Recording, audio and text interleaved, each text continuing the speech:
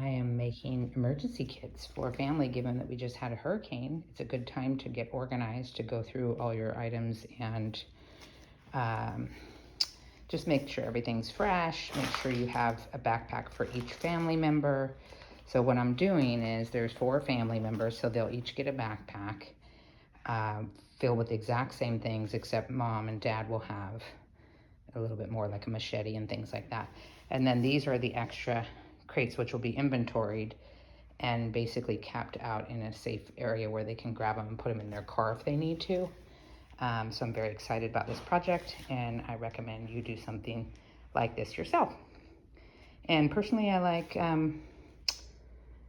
ordering the stuff and then making the kits. I don't really like ordering the pre-order because, I don't know, especially if you're doing a backpack for each family member, you can buy more and put it together. And I also like to keep perishables separate so that you put on your calendar every year, you check the perishables and replace them if needed, like batteries, candles.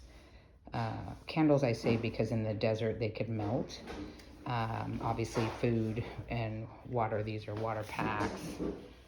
Trying to think of what else would be perishable. You get the idea.